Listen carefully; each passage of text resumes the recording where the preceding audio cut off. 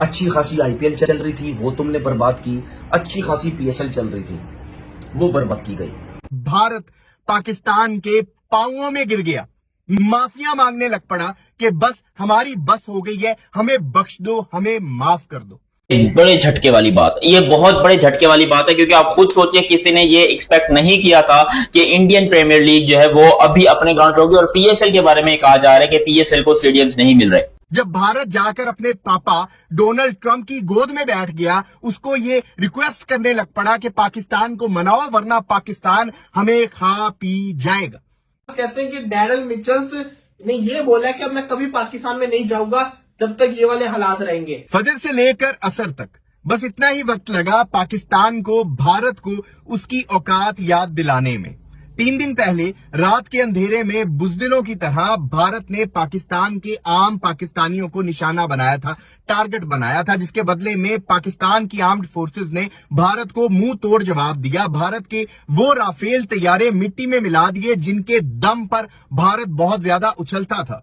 साथ में यह भी बताया कि ये हमने सिर्फ अपने दिफा में किया है, अगर तुम अभी भी बाज ना आए तो हम तुम्हारा वो हशर करेंगे कि तुम किसी को मुंह दिखाने के काबिल नहीं रहोगे। लेकिन उसके बावजूद भारत बाज ना आया। कल रात भारत ने दोबारा पाकिस्तान के साथ पंगा लिया। फजर के वक्त पाकिस्तान की आर्म्ड फोर्सेस ने भारत को जवाब देना शुरू किया और असर तक आते भारत पाकिस्तान के पांवों में गिर गया, माफिया मांगने लग पड़ा कि बस हमारी बस हो गई है, हमें बख्श दो, हमें माफ कर दो। भारत की इकोनॉमी बहुत बड़ी है, भारत खुद को पाकिस्तान से काफी बड़ा स्ट्रांग मुल्क समझता है। वो सब बातें हम मानते हैं, लेकिन अगर कोई पाकिस्तान के साथ पंगा लेगा तो पूरा पाकिस्तान भारत की कमर तोड़ने की ताकत रखता है। और ये बात हमने 10 मई फजर से लेकर असर तक साबित की, जब डोनाल्ड ट्रंप ने ट्वीट करके ये बात बताई कि सारी रात लगी उसे पाकिस्तान को मनाने में कि पाकिस्तान किसी तरह से सीज फायर कर ले। जब भारत जाकर अपने पापा डोनाल्ड ट्रंप की गोद में बैठ गया, उसको ये रिक्वेस्ट करने लग पड़ा कि पाकिस्तान को मनाओ वरना पाकिस्तान हमें खा पी जाएगा। फिर जाकर पाकिस्तान ने सीज फायर करने का फैसला किया, जब भारत को उसकी औकात दिखा दी, जब भारत के मुंह पर एक जोरदार तमाचा मारा जो आने वाली सदियों तक भारत को, भारत के सियासतदानों को, भारत की आर्म्ड फोर्सेस को याद रहेगा और तारीख इस बात की गवाह रहेगी। पता नहीं 50-50, 60-60 ड्रोन आ गए यहाँ पे, और अल्लाह का शुक्र है सारे गिरा दिए, सारे मार दिए। वही पाकिस्तान में तो एक बंदे ने बंदूक से मार दिया ड्रोन को। हाल चेक करो, इनके ड्रोन की औकात चेक करो, वो खेल रहे, मार के उस ड्रोन से खेल रहे। अल्लाह का शुक्र पूरा पाकिस्तान ऐसा फिट फाट चल रहा है, फर्स्ट क्लास। रोडों पे गाड़ियां हैं, लोग घूम फिर रहे हैं, पार्क्स भरे हुए हैं, एंजॉय कर रहे हैं, खाना पीना खा रहे हैं।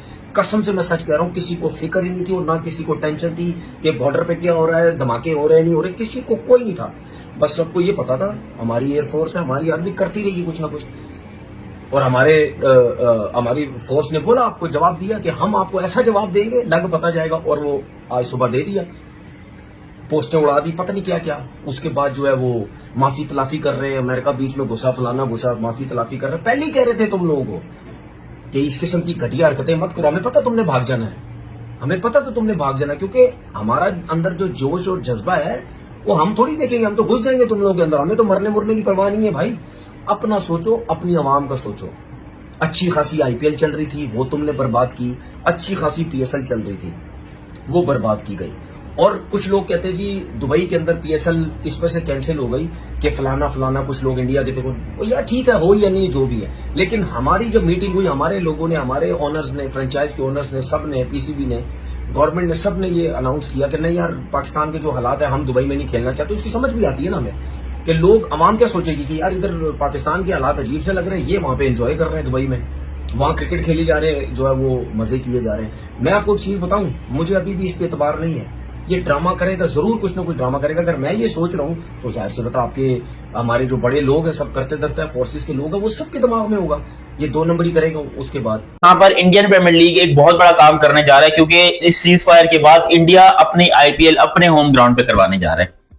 और ये बड़े झटके वाली बात, ये बहुत बड़े झटके वाली बात है, क्योंकि आप खुद सोचिए किसी ने ये एक्सपेक्ट नहीं किया था कि इंडियन प्रीमियर लीग जो है वो अभी अपने ग्राउंड पे होगी। और पीएसएल के बारे में कहा जा रहा है कि पीएसएल को स्टेडियम्स नहीं मिल रहे। रावलपिंडी के स्टेडियम में प्लेयर्स आएंगे नहीं खेलने के लिए। अगर पाकिस्तान सुपर लीग ये कर लेता है, किस तरीके से मना लेता है यहाँ पर दुनिया के प्लेयर्स को कि आप लोग आइए एक बार फिर से पाकिस्तान में खेलिए और एक बार फिर से वही शेड्यूल के मुताबिक खेल लीजिए।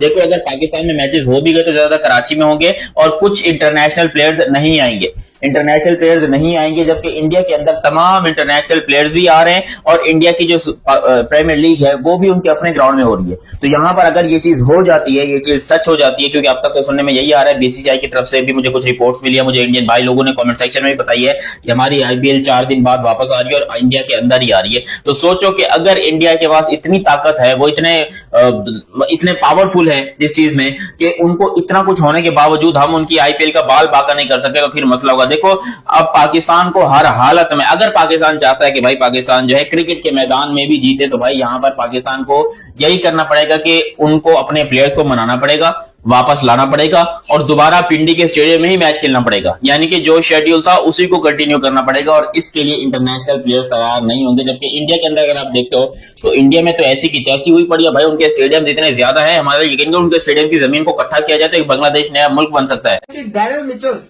जो कि न्यूजीलैंड का प्लेयर है, इरशाद कहते हैं कि डैरल मिचेल्स ने ये बोला है कि अब मैं कभी पाकिस्तान में नहीं जाऊंगा जब तक ये वाले हालात रहेंगे। इसी के साथ साथ टॉम करन जो कि इंग्लैंड का प्लेयर है, रिशाद कहते हैं कि ना वो एयरपोर्ट गया, जब उसको पता चला एयरपोर्ट बंद हो गया वो बच्चों की तरह रोने लग गया। हमने उसको समझाया, हमने उसको जिसको कहते हैं ना मनाने की कोशिश की। कहते हैं कि Tom Curran went to the airport but heard that the airport was closed. Then he started crying like a little child that it took 2 or 3 people to handle him.